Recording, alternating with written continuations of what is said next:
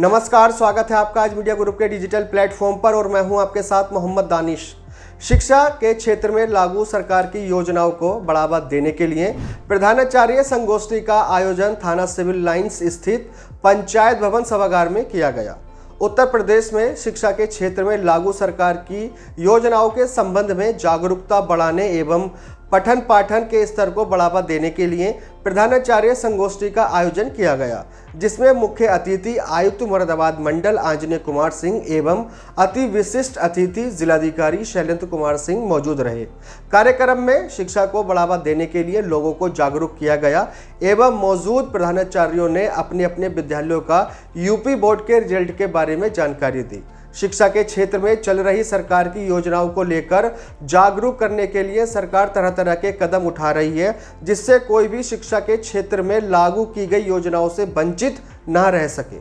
तो वहीं इसी को लेकर जनपद मुरादाबाद के पंचायत भवन में प्रधानाचार्य संगोष्ठी का आयोजन किया गया, जिसमें मुरादाबाद के विभिन्न विद्यालयों के प्रधानाचार्य एवं अध्यापकगण मौजूद रहे एवं सभी ने अपने अपने विद्यालय के यूपी बोर्ड के रिजल्ट का परिणाम बताया और आगे चलकर रिजल्ट में और वृद्धि लाने की बात कही। कार्यक्रम में मुख्य अतिथि आंजनेय कुमार कमिश्नर मुरादाबाद मंडल और डीएम मुरादाबाद शैलेंद्र कुमार सिंह भी उपस्थित रहे, जिन्होंने सभी प्रधानाचार्यों को शिक्षा को लेकर चल रही सरकार की योजनाओं के बारे में जागरूक किया एवं सभी को जागरूकता बढ़ाने की अपील भी की। जिलाधिकारी ने कहा कि हम चाहते हैं कि जो भी सरकारी योजनाएं हैं आम जन तक आपके माध्यम से आसानी से पहुंच सके। इस बीच विभिन्न विद्यालयों के प्रधानाचार्यों को संबोधित करते हुए जिलाधिकारी शैलेंद्र कुमार सिंह ने बताया, यहाँ उपस्थित आदरणीय जॉइंट डायरेक्टर साहब, डिप्टी डायरेक्टर साहब, आदरणीय डीआईओ साहब और इस कार्यक्रम का बहुत बेहतरीन संचालन कर रहे हैं हमारे जिला कार्यक्रम अधिकारी डॉक्टर वर्मा जी और यहाँ उपस्थित सभी सम्मानित प्रधानाचार्य, जिसमें UP board, CBSE board, ICSE board सभी प्रधानाचार्यगण यहाँ आज उपस्थित हैं। मैं तहे दिल से आप सभी लोगों का हार्दिक अभिनंदन करता हूँ, स्वागत करता हूँ। इतने शार्ट नोटिस पर आप लोग हम लोगों के बुलावे पर आज रविवार का दिन होने के बावजूद यहाँ उपस्थित आए और आपके विचारों को सुनने का हमें शुभ अवसर मिला और अपनी बात आप तक रखने का हमें शुभ अवसर प्राप्त हुआ है। माननीय मुख्यमंत्री जी अभी जब 2 दिन पहले मुरादाबाद के दौरे पर आए थे, तो जैसा डीआईओ साहब बता रहे थे अरुण जी कि जो हमारे हाई स्कूल और इंटर के 10-10 टॉपर बच्चे थे उनको उन्होंने एयरपोर्ट पर बुलाया और बच्चों के साथ विचार विमर्श किया, वार्ता किया। जब बच्चों से उन्होंने पूछा कि तुम्हें अभ्युदय कोचिंग के बारे में जानकारी है, तो एक भी बच्चा ये नहीं बता पाया कि अभ्युदय कोचिंग क्या है। कुछ और प्रश्न उन्होंने सरकारी योजनाओं को लेकर के इसी तरह से लखनऊ में बच्चों से पूछे। सामान्य तौर से बच्चे इस बात को नहीं बता पाए। देखिए माननीय मुख्यमंत्री जी कितने संवेदनशील है, इससे आप अनुमान लगाइए कि जब 2 जिलों में उन्होंने बच्चों के साथ वार्तालाप किया तो उन्होंने उनको लगा कि कहीं न कहीं गैप है शासन, प्रशासन और विद्यालय के बीच में, और उस गैप को दूर करने के लिए तत्काल उन्होंने अपर मुख्य सचिव माध्यमिक शिक्षा को निर्देश दिया इस गैप को दूर किया जाए।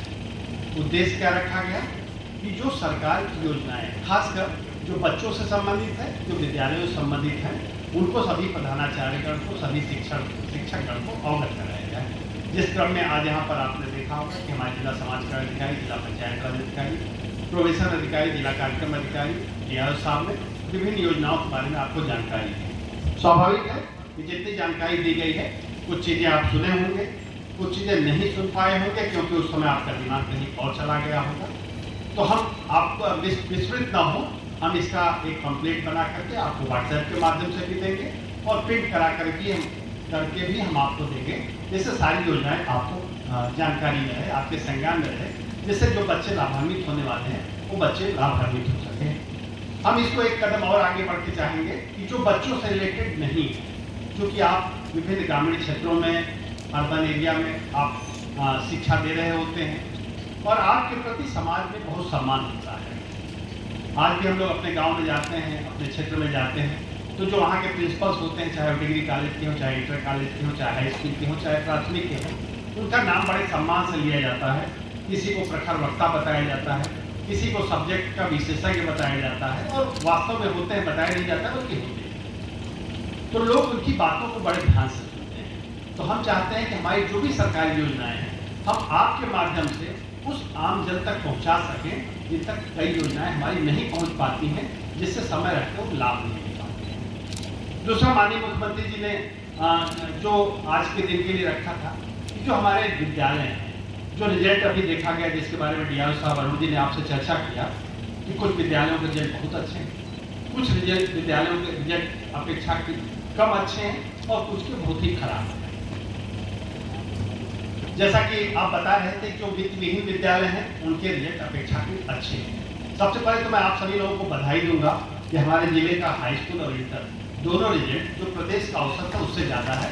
इसके लिए आप सभी लोग बधाई के पात्र हैं, निश्चित रूप से बधाई के पात्र हैं कि हम एवं मीडियाकर्स हैं, ऐसा हमने सिद्ध कर दिया। लेकिन उसमें भी कुछ विद्यालयों के रिजल्ट बहुत अच्छे हैं, कुछ विद्यालयों के रिजल्ट उतने अच्छे नहीं हैं, जिनके खराब है। अगर वो भी थोड़ी मेहनत किए होते तो शायद हमारे जिले का सीन कुछ और होता। हम लोगों के लिए गर्व की बात यह है कि हमारे यहाँ जो सरस्वती विद्या मंदिर गुलाबबाड़ी है, जिसके अभी उप प्रधानाचार्य रामवीर सिंह जी को आप लोगों ने सुना, और आपके विद्यालय की जो बच्ची है उसने संस्कृति ठाकुर, उसने यूपी बोर्ड में 2nd स्थान हाई स्कूल में प्राप्त किया। ये हम सब लोगों के लिए गौरव की बात है। इसी तरह से इंटरमीडिएट कॉलेज में अगर हम देखें तो महर्षि दयानंद इंटर कॉलेज की पट्टी मोढ़ी, जिसके प्रधानाचार्य जी मदन सिंह जी आज यहाँ नहीं उपस्थित है किसी कारण से, वहाँ के भी 2 बच्चों ने, जतिन राज और संदीप तिवारी ने क्रमशः 5th और 10th रैंक प्राप्त किया है, जो हमारे जिले के लिए गर्व की बात है। लेकिन जिस तरह से मुरादाबाद इकोनॉमिकली डेवलप्ड डिस्ट्रिक्ट है, इंडस्ट्रियली डेवलप्ड डिस्ट्रिक्ट है, हमें उम्मीदें, सरकार की उम्मीदें आपसे ज़्यादा है कि हमारे जिले का परफॉर्मेंस और बेहतर होना चाहिए था। शायद हमारी स्ट्रेटजी में कहीं कुछ कमी है, शायद हमें अपनी स्ट्रेटजी और बेहतर बनाना है, उस पर हमें ध्यान देना है। तो माननीय मुख्यमंत्री जी ने एक निर्देश दिया था कि जिन विद्यालयों के रिजल्ट बहुत अच्छे आए हैं, डिफरेंट ग्रुप्स बनाए जाएं और देखा जाए कि उन्होंने ऐसा क्या बेहतर किया है जो हमारे दूसरे विद्यालय नहीं कर पाए। खासकर जो हमारे मान्यता प्राप्त विद्यालय हैं या गवर्नमेंट कॉलेज हैं, उनके रिजल्ट अपेक्षाकृत कम अच्छे आए हैं, जो इस बात को दर्शाता है कि शायद अभी हमें और प्रयास करने की जरूरत है। और अगर हम प्रयास करेंगे तो रिजल्ट अच्छा ना आए, इसका कोई कारण नहीं है। ठीक है, हम मानते हैं कि कुछ विद्यालयों में एडमिशन लेवल पर ही बेहतर बच्चों का एडमिशन होता है, कुछ विद्यालयों में ऐसा नहीं हो पाता है। जैसे हम अपने प्राथमिक विद्यालयों की बात करें, हम कहते हैं कि हमारे प्राथमिक विद्यालय एक ऐसी इंडस्ट्री को हम चला रहे हैं जहां हमारे रॉ मटेरियल क्या हो कि हमारे कंट्रोल में नहीं है। जो हमें रॉ मटेरियल मिल रहा है उसके आधार पर हमें अपने फाइनल प्रोडक्ट को तैयार करना है, उन बच्चों को हमें आगे बढ़ाना है। सामान्यतः बच्चे गरीब परिवारों से होते हैं, समाज के निचले तबके के होते हैं, जिनके गार्जियंस पढ़ाई लिखाई की महत्ता को उतना नहीं समझते हैं, उनको आगे बढ़ाना निश्चित रूप से अतिरिक्त श्रम की जरूरत पड़ेगी। और मुझे लगता है कि ये काम आप कर सकते हैं, ऐसा नहीं है कि आपके अंदर क्षमता नहीं है। एक समय था कि जब यूपी बोर्ड की अगर हम बात करें तो यूपी बोर्ड के बच्चे सबसे बेहतरीन बच्चे माने जाते थे। हम में से, आप में से यहाँ जो लोग बैठे हैं, इसमें से तमाम ऐसे लोग होंगे जो यूपी बोर्ड के पास आउट होंगे। मैं खुद अपना एग्जाम्पल दूँ, मैं यूपी बोर्ड का ही पास आउट हूँ और ऐसा कहीं लाइफ में नहीं लगा कि मैं यूपी बोर्ड से पढ़ा हूँ तो मेरा नॉलेज कहीं और उससे कम कर है। ठीक है, नॉलेज को बढ़ाने की गुंजाइश हमेशा बनी रहती है, इस पर भी कोई संशय नहीं। लेकिन इधर भी यूपी बोर्ड के स्कूलों के स्तर में तमाम कारणों से थोड़ी गिरावट आई है। यद्यपि पिछले 5-6 सालों में आपने देखा होगा कि जिस तरह से नकल विहीन परीक्षाएं संपन्न कराई गई, उससे कहीं न कहीं छात्रों के मन में पढ़ने के प्रति अधिक इच्छा जागृत हुई और बेहतर रिजल्ट आने शुरू हो गए। और हम सभी जानते हैं कि अगर किसी कंट्री को अगर अच्छे रास्ते पर ले जाना है तो सबसे जरूरी चीज़ है कि अगले 20 साल की हम प्लानिंग करके चलें और खासकर उन बच्चों के लिए प्लानिंग करें जो आगे चल करके देश के नागरिक होंगे और जिनके कंधे पर जिम्मेदारी होगी। और अगर किसी देश को समाप्त करना है तो वहाँ की शिक्षा व्यवस्था को ध्वस्त कर दीजिए। वो देश आज तो नहीं समाप्त होगा, लेकिन 20 साल बाद निश्चित रूप से समाप्त हो जाएगा। तो हमारे देश नियंता चाहते हैं कि हमारा देश विश्व की महाशक्ति बने। आप भी चाहते हैं, आप अक्सर इस बात पे डिबेट कराते हैं स्कूल कॉलेज में कि हमारा देश महाशक्ति है। लेकिन महाशक्ति कैसे बनेगा? इन्हीं बच्चों के बल पे बनेगा। कई बच्चे, आज आप देख रहे हैं कि बच्चों को हम 2 कैटेगरी में बांट सकते हैं। कुछ बच्चे एबव 90% वाले हैं, उनको 90% भी कम लगता है, और कुछ बच्चे हैं कि पास होकर भी खुश हो जाते हैं। लेकिन अब वो समय नहीं है कि पास होकर हम खुश हो जाए। कहीं ना कहीं हमको बेहतर रिजल्ट देने के लिए बेहतर तैयारी करनी पड़ेगी, बेहतर कंपटीशन करना पड़ेगा। और जरूरी नहीं कि हम केवल पढ़ाई के क्षेत्र में ही आगे बढ़ें, यही एक क्षेत्र नहीं है। हम जिस क्षेत्र में जाना चाह रहे हैं हम उस क्षेत्र में आगे बढ़ें। हो सकता है कि हमें एग्रीकल्चर में इंटरेस्ट हो, हम एग्रीकल्चर के क्षेत्र में आगे बढ़ें। हो सकता है कि हमारा हार्टिकल्चर में इंटरेस्ट हो, हम हार्टिकल्चर में आगे बढ़ें। हो सकता है कि हम हैंडीक्राफ्ट में एक्सपर्ट बनना चाहते हो, मुरादाबाद में हैंडीक्राफ्ट का बहुत काम हो सकता है, हम उस क्षेत्र में आगे बढ़ें। लेकिन एक बेसिक एजुकेशन, एक मिनिमम एजुकेशन हर बच्चे के लिए अनिवार्य है अगर वे अच्छा नागरिक बनना चाहता है। सरकार की कुछ योजनाओं के बारे में हमारे अधिकारियों ने आपको जानकारी दी। हम 2-3 छोटी-छोटी योजनाओं की आपसे फिर से रिपीट करना चाहेंगे। यदि योजनाएं आपको बताई जा चुकी हैं। एक पीएम केयर फॉर चिल्ड्रेन है। इसमें जिन बच्चों के माता पिता दोनों नहीं हैं और किसी एक की डेथ कोविड से हुई है और डेथ जैसा बताया गया 20 मार्च 2020 की बात हुई है, तो ऐसे बच्चों के लिए माननीय प्रधानमंत्री जी के PM care fund for children से उनके 18 साल का होने पर उनके अकाउंट में 10 लाख रुपए इस तरह से जमा कर दिया जाएगा आज ही कि वो 18 साल के जैसे होंगे वो 10 लाख मैच्योर अमाउंट हो जाए और 10 से 23 साल तक उसका केवल इंटरेस्ट उनको दिया जाएगा और 23 साल के बाद पूरी पूरे इंटरेस्ट का वापस उनको दे दी जाएगी। साथ ही साथ इन बच्चों के लिए स्टेट गवर्नमेंट से भी 4,500 रुपये पर मंथ का स्कॉलरशिप दी जा रही है, जिससे उन बच्चों के पठन पाठन में कोई असुविधा नहीं। आपको इसलिए बता रहा हूँ कि अगर आपके संज्ञान में, आपके गांव में, आपके आसपास कोई ऐसा बच्चा छूट गया हो जिसके मदर फादर दोनों ना हो और शिक्षा की समस्या हो, तो कृपया करके वो हमें बताएं ताकि उन बच्चों को भी हम इस योजना से कवर कर सकें। ऐसे ही जो हमारी मुख्यमंत्री बाल सेवा योजना है उसके बारे में बताया गया कि कोविड से डेथ की स्थिति में 4,500 रुपये, 4,000 रुपये और नॉन कोविड की डेथ में 2,500 रुपये उन बच्चों को दिए जा रहे हैं, जिससे उनकी शिक्षा व्यवस्था पूरी हो सके। जिन बच्चों के माता पिता नहीं है, अगर उनके कोई गार्जियन भी नहीं है, तो शासन ने जिला मजिस्ट्रेट को गार्जियन घोषित कर रखा है। ऐसे बच्चों की संपत्ति की सुरक्षा, उन बच्चों की पढ़ाई लिखाई की व्यवस्था जिला मजिस्ट्रेट संबंधित जिले के करेंगे, ये भी व्यवस्था शासन द्वारा की गई है। क्योंकि हम एक डेमोक्रेटिक सेटअप में रहते हैं, तो हर बच्चा हमारे लिए महत्वपूर्ण है, हर बच्चे पर हमें ध्यान देने की जरूरत है। मुख्यमंत्री अभ्युदय योजना के बारे में आपको जानकारी जिला समाज कल्याण अधिकारी जी ने दिया है।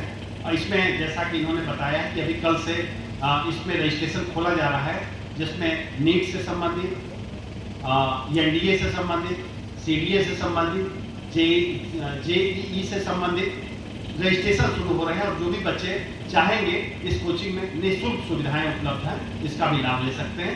इसके अलावा आपकी जानकारी बता दें कि हमारे यहाँ प्रथमा ग्रामीण बैंक, अभी मैं कल ही परसों ही डीआईओ साहब से बात कर रहा था, प्रथमा ग्रामीण बैंक ने अनाउंस किया है कि 100 अच्छे बच्चों को जो यूपी बोर्ड के लिए, जो उनका है यूपी बोर्ड के लिए, जो जेईई या नीट देना चाहते हैं, आप लोग उनका नाम दे, जो अच्छे बच्चे हैं उनको सारी व्यवस्था प्रथमा ग्रामीण बैंक और कुछ यहाँ के एनजीओ की मदद से निःशुल्क कराई जाएगी। बस नाम ऐसे बच्चों के आए जो ग्रामीण पृष्ठभूमि के हों या जो पूरा क्लास से बिलोंग करते हों। ऐसे बच्चों के अगर नाम आ जाएंगे तो उन बच्चों की भी निःशुल्क शिक्षा की व्यवस्था की जाएगी। तो ये कुछ बातें थी जो मुझे आपसे शेयर करनी थी। साथ ही साथ मेरा आग्रह है कि देखिए, आपका रोल बहुत महत्वपूर्ण है। समय बदला है, वक्त की कीमत भी बदली है, लेकिन साथ ही साथ टीचर्स का सम्मान अभी वहीं को वहीं बरकरार है और बरकरार रहेगा। अगर सिस्टम पहुँच चाहे जितने गूगल और नेट, इंटरनेट सारा कुछ हम इकट्ठा कर लें, लेकिन टीचर का विकल्प कोई नहीं हो सकता है, शिक्षक का विकल्प कोई नहीं हो सकता है, आपका कोई विकल्प नहीं है। आपको कहीं न कहीं अपनी खोई हुई ख्याति को पाने की जरूरत है।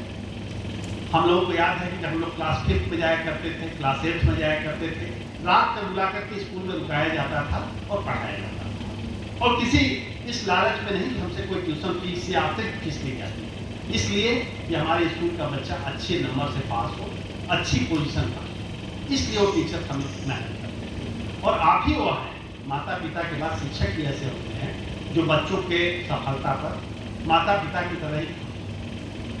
तो ये आपका सौभाग्य है कि आप इस तरह के समाज के महत्वपूर्ण तबके के हैं, और आप अगर ठान लें कि हमें इस जिले के शिक्षा व्यवस्था को बेहतर बनाना है, तो मुझे लगता नहीं कि कोई कारण है कि हमारे जिले की शिक्षा व्यवस्था और बेहतर ना हो। तो मैं आप सभी लोगों से आग्रह करूंगा कि जो माननीय मुख्यमंत्री जी की मंशा है उसके अनुरूप हम जो पिछली गलतियां हैं देखेंगे कहाँ हमसे चूके हो गए, कहाँ हमारे बच्चों से चूके हो गए जो बेहतर परफॉर्म नहीं कर पाए और कैसे हम और बेहतर परफॉर्म कर सकते हैं। जो संसाधन है उसमें हम कैसे और अच्छा कर सकते हैं, इस पर हमें सोचना है। हमें निगेटिव एस्पेक्ट को भूल करके पॉजिटिव एस्पेक्ट की तरफ सोचना है और सबसे पहले आपको पॉजिटिव बनना है। अगर आप पॉजिटिव बनेंगे तो बच्चे भी आपको देख करके कहीं न कहीं उनके अंदर भी पॉजिटिविटी डेवलप करेगी। अदरवाइज आप एक समस्या बताएंगे और उससे 10 बड़ी समस्याएं वो आपके सामने रख देंगे कि ये हल इस कारण से नहीं हो सकती है कि ये सिस्टम में समस्या है। और अगर उनके अंदर एक पॉजिटिविटी आ गई तो कोई समस्या नहीं होती है, हर समस्या का कोई न कोई निदान होता है।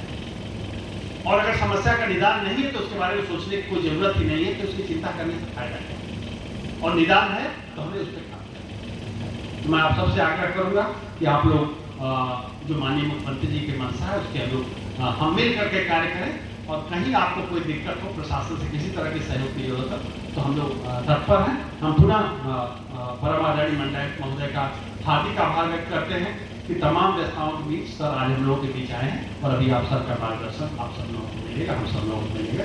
जय हिंद, जय भारत। फिलहाल इस खबर में बस इतना ही। शहर और राज्य की हर छोटी और बड़ी खबर देखने के लिए जुड़े रहिए आज मीडिया ग्रुप के साथ। धन्यवाद।